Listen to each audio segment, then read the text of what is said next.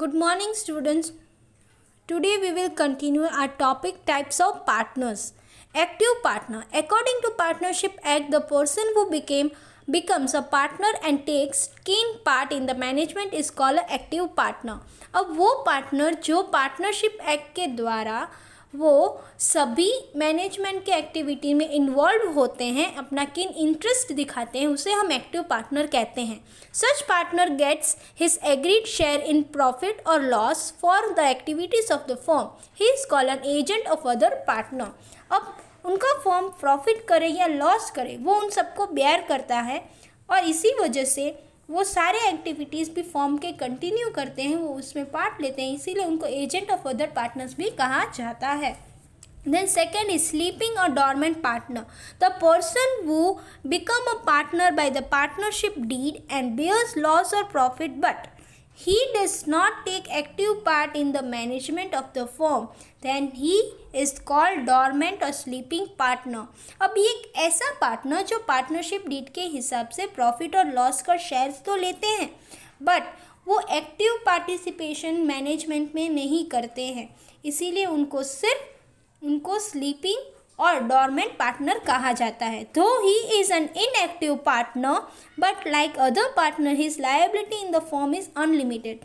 वो अब दूसरे पार्टनर की तरह एक्टिव नहीं है लेकिन फिर भी वो उस कंपनी में अनलिमिटेड शेयर्स वो लायबिलिटीज लेते हैं. Then third is nominal partner. For quick growth of new establishing firm and to stay alive in tough competition, if a well-known person allows his name to be used by the firm, then that person is called a nominal partner. अब nominal partner यानी वो partner किसी भी form को अपना जो establishment करना हो, ग्रोथ करना हो, तो वो किसी इतने टफ कंपटीशन में वो किसी एक पर्सन के नेम से अपने कंपनी को चला रहा है, वेल नोन पर्सन के नेम से वो अपने कंपनी को ऊंचाई तक पहुंचाना चाहते हैं, उस पर्सन को नॉमिनल पार्टनर कहते हैं. Nominal partner does not bring capital in the firm. वो कैपिटल नहीं लेके आते हैं उस कंपनी में. He only allows his name to be used for the firm. वो सिर्फ यही अलाउ करते हैं कि आप मेरा नाम उस फॉर्म में ले सकते हो, फॉर्म के काम में आप मेरा नाम यूज़ कर सकते हो. So the goodwill of the firm increases but his liabilities like other partner remain unlimited.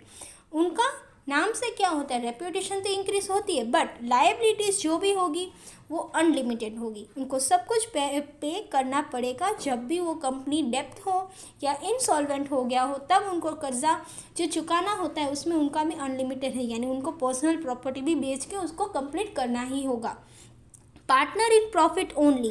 If a person is made a partner in the firm to take advantage of his special skill, knowledge and experience, then such person is called partner in a profit only. अब एक ऐसा partner जिसको हम जब भी special कोई skill चाहिए, knowledge चाहिए, एक्सपीरियंस चाहिए, उसी समय हम उनका एडवांटेज यानी उनकी हेल्प लेते हैं, उस पर्सन को पार्टनर इन प्रॉफिट ओनली कहा जाता है.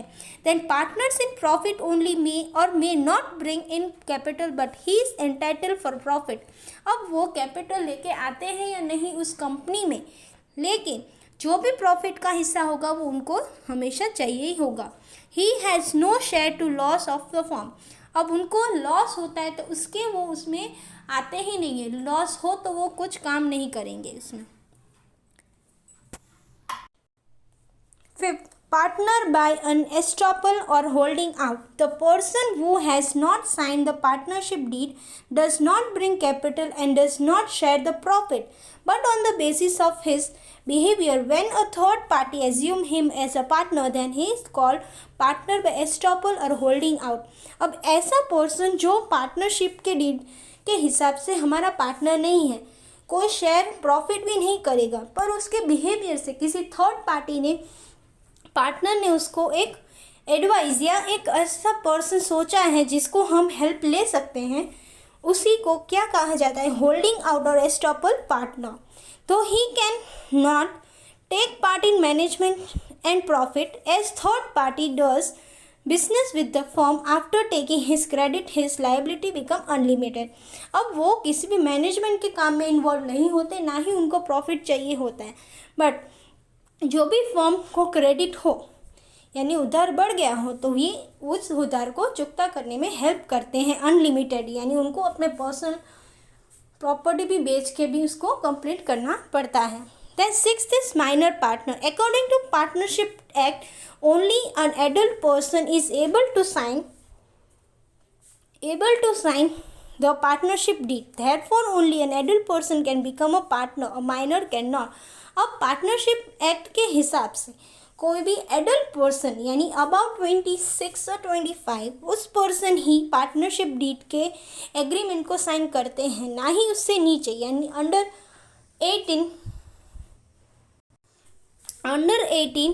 no one can sign the partnership deed. If any partner dies, then his minor child can be made a minor partner. But अब कोई भी पार्टनर है जो वो मर चुके हैं, उनके जो बच्चा है यानी जो छोटा है उसको हम माइनर पार्टनर कह सकते हैं। A minor partner has no liability to pay the डेब्ट ऑफ द पार्टनर फॉर्म। अब जो माइनर पार्टनर है उनको कोई भी लाइबिलिटीज ऐसी नहीं है कि उनको पे करना ही पड़ेगा। Creditors can not take the personal property of a minor partner. अब जो क्रेडिटर्स हैं यानी जो उधार लेने वाले हैं, जो जिसको उधार दिया गया है, वो उस माइनर पार्टनर के पास से कोई भी पर्सनल प्रॉपर्टी नहीं ले पा सकते। When he become an adult and if he desires then he can become a partner just like other partner. अब बड़े होने के बाद यानी एडल्ट जब वो हो जाए उसके बाद उसका मन करे तो वो पार्टनरशिप डीड के हिसाब से पार्टनर रह सकता है, otherwise not. Thank you for watching.